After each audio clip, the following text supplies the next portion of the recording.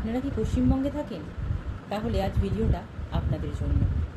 আপনাদের বাড়িতে কোনো রকম ঝামেলা ঝাঁটি বা ধরুন চুরি চাঁচুরি হলে বা কোনো প্রবলেম, যে কোনো সমস্যার মুখোমুখি হলে আপনারা কি করেন?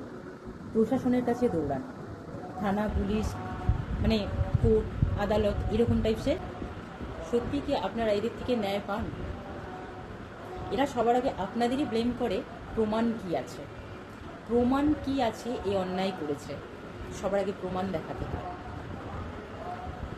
পশ্চিমবঙ্গের কিছুই আর কি কিছু আছে, বিশেষ করে পলিটিক্স, যেখানে নামেই আছে পলিটিক্স, সেখানে আপনারা ঈশ্বরকে ভুলে গেছেন। আর মানে আমাদের এই প্রশাসনকে বেশি বিশ্বাস করে ফেলেছেন, পলিটিক্সকে বেশি বিশ্বাস করে ফেলেছেন। মন্ত্রীরা হয়ে গেছে এখন ঈশ্বর। লক্ষ্মী ভাণ্ডার দিচ্ছে, কত রকম ভাতা দিচ্ছে, 2 টাকা দামি চাল দিচ্ছে, আমরা খেতে পেয়ে যাচ্ছি, সব ফ্রি জিনিস, তাই না?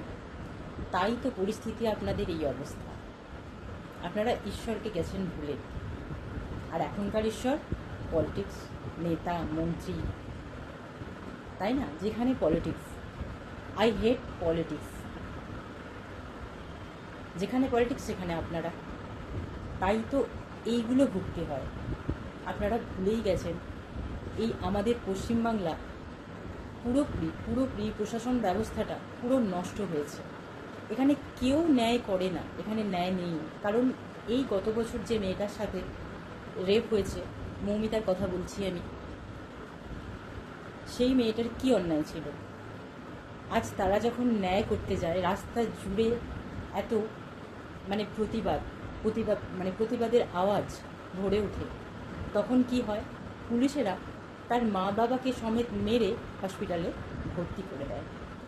পশ্চিমবাংলায় ন্যায় হয় না, যেখানে অন্যায় সেখানে বেশি শাসক। পশ্চিমবাংলার সমস্ত ন্যায় ব্যবস্থা বিকিয়ে গেছে। পশ্চিমবাংলার পুলিশ মানে প্রশাসন নেই। এখন হয়ে গেছে কি, পুলিশদের দেখতে পাবেন আপনি রাস্তায়। আমরা জানতাম চোর আগে দরজা ভেঙে চুরি করে নিয়ে যেত, এখন ডাইরেক্ট হাত পেতে চুরি করা হয়। কি? সাধারণ মানুষের থেকে, সাধারণ পাবলিকেদের রক্ত চুষে খাওয়া হয়। কারা খাচ্ছে? পুলিশ। পুলিশেদের এখন আর পরিশ্রম করতে হয় না, চোর ধরতে যেতে হয় না। পলিটিক্যাল নেত্রীদের মাথার উপর হাত থাকলে পুলিশেরা এখন নিজেরাই তোলাবাজ। তাহলে এখানে কে কার বিচার করবে বলুন তো? মানুষ কি পুলিশের বিচার করবে, না পুলিশ মানুষের বিচার করবে? পশ্চিমবাংলার ডক্টরও এখন কসাই। হ্যাঁ, হাটের ব্যবসা চলছে রম রম করে চারদিকে। ডাক্তার শুধু এখন টাকা চেনে, কসাইয়ের মতো পেশেন্টকে কাটে। তাহলে ডক্টররা এখন সেলসম্যান। ওষুধ সেল করতে ডক্টররা এত ব্যস্ত হয়ে গেছেন যে ট্রিটমেন্ট করতেই ভুলে গেছেন। বলে হ্যাঁ হ্যাঁ হার্টের রোগী হয়েছে, হ্যাঁ। আর পশ্চিমবাংলার টিচাররা তো একদম অন্যরকম ব্যাপার। আমি টিচারদের জানতাম মা হয়, বাচ্চাদের মা হয়, সমস্ত বাচ্চারা তাকে মা বলেই জানেন। এখন এই সমস্ত টিচাররা বাচ্চাদের যারা তাদের নিজস্ব ছেলে মেয়ে বলতে পারেন, তাদেরকে কি শেখায়? তাদেরকে শেখায় রাস্তায় দাঁড়িয়ে কিভাবে বিরিয়ানি বিক্রি করতে হয়। বিরিয়ানি, হ্যাঁ, পশু পাখি ছাগল কেটে, প্রাণীদের কেটে কিভাবে বিরিয়ানি বানাতে হয়, এখন টিচাররা সেই প্রজেক্টের প্রস্তুতি করছেন। এটাও নাকি একটা প্রজেক্ট, এগুলোও নাকি বাচ্চাদের শিখতে হবে। বাহ, বিউটিফুল। বড় বড় ডিগ্রি করে তো এদেশে আর চাকরি পাওয়া সম্ভব নয়। আমাদের সরকার তো চাকরি দেবে না, তাই বাচ্চাদের শেখানো হচ্ছে কিভাবে বড় বড় হোটেল খুলে শুধু পশু পাখিদের কেটে মেরে ছিঁড়ে ছিঁড়ে খেতে হয়। এগুলোই এখনকার বাচ্চারা শিখছে। বাহ, এটাই তো আমাদের আধ্যাত্মিক জেনারেশন, তাই না? এটাই আমাদের ভারতবর্ষ। শুধু এখানেই শেষ নয়, পশ্চিমবঙ্গের টিচাররা এখন শেখাচ্ছেন রাবণ নাকি ভগবান ছিল আর রাম নাকি রাক্ষস ছিল। বিউটিফুল। এটা তো আমার মেয়ের সাথে হয়েছে। আমার মেয়ের সাথে কি হয়েছে? আমার মেয়েকে টিচার বলেছেন যে কি শ্রীকৃষ্ণ এইভাবেই কারো বন্ধু হতে পারে না। বন্ধুর যদি রচনা লিখতে হয় তাহলে আগে শ্রীকৃষ্ণকে হিউম্যান বিং হতে হবে। এই সমস্ত কিছু শোনার পর আমি ঠিকঠাক ডিসিশনের সাথে একটা সময়ের মধ্যে আমার মেয়েকে স্কুল থেকে বার করে নিয়েছি। আমার সৌভাগ্য যে আমি ঠিক সময় একটা ঠিক ডিসিশন নিতে পেরেছিলাম। আমি আমার মেয়েকে আধ্যাত্মিক করতে চেয়েছিলাম, তার সঙ্গে অবশ্যই ভৌতিক জ্ঞান লাগে। তার মানে এই না যে বড় বড় ডিগ্রি করা মানে ঈশ্বরকে আমরা ভুলে যাব, ঈশ্বরকে আমরা অসম্মান করবো, আমরা নিজেরা নিজেদেরকে ভগবান মনে করব। এটা কখনো আমি চাইনি। আমি নিজে আমার মেয়েকে তৈরি করেছি। আর সত্যি বলতে কি, আমি গর্ব করি, আমি এই জিনিসটার দিক থেকে গর্ব করি।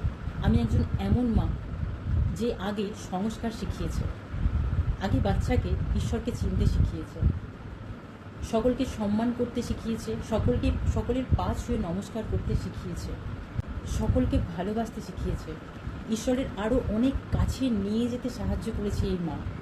আমি একই সাথে শুধু ওর মা নয়, একই সাথে আমি ওর সব কিছু, আমি ওর জগৎ, আমি ওর বন্ধু।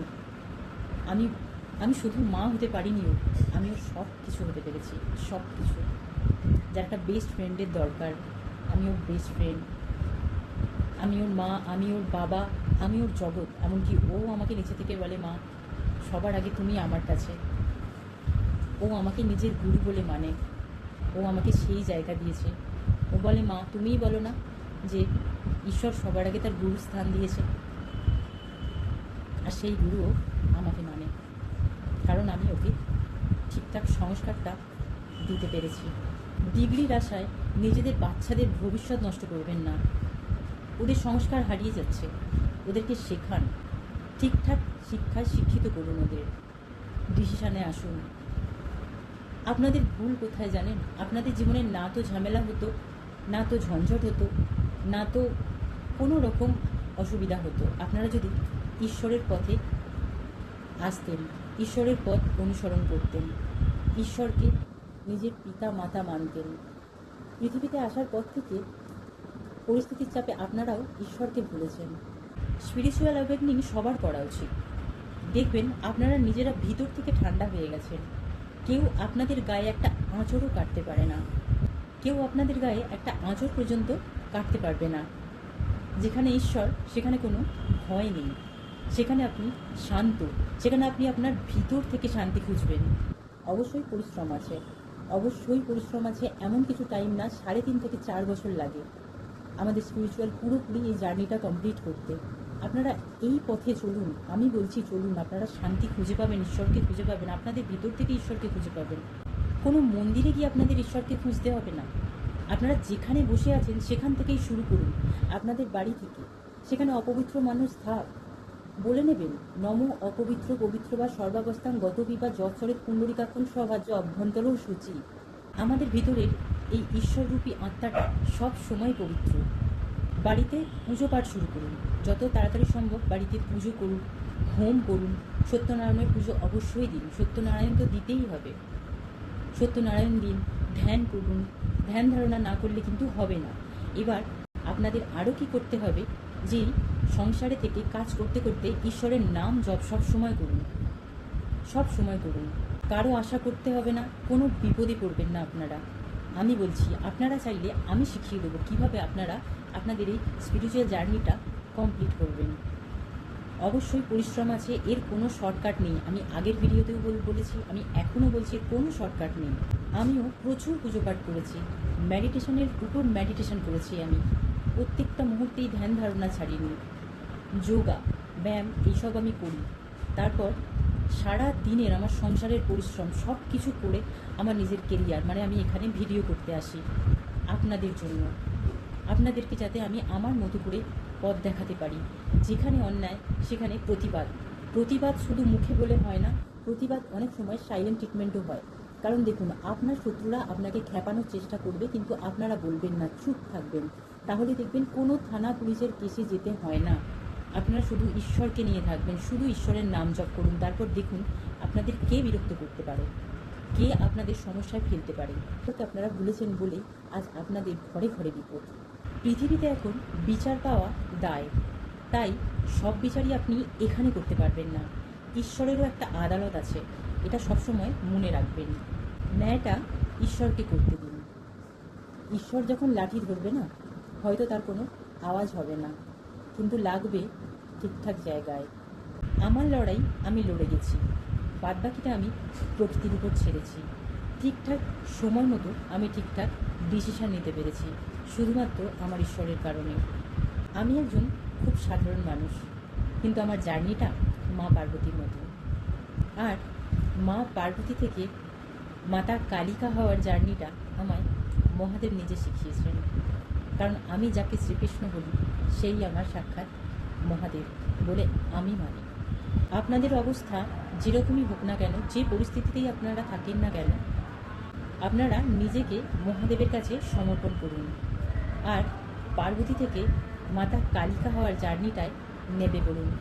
শুধু সাধনা করে যান, ঈশ্বরীয় সাধনা, আমার মতো করে। ঈশ্বরই আমাদের জীবনে অন্ধকার আনে, কারণ আমাদের জীবনে যাতে একটা সুন্দর সকাল আনতে পারেন। সেই জন্য আমার মতো করে কষ্ট হয়তো জানি না কজন করেছে, তবে আমার সঙ্গে যা হয়েছে না, এখনও হচ্ছে। আমি বলবো ঈশ্বরের কাছে শুধু আমার এইটুকুনি প্রার্থনা যে ঈশ্বর আমার মতো জীবনের কষ্ট যাতে না কেউ পায়।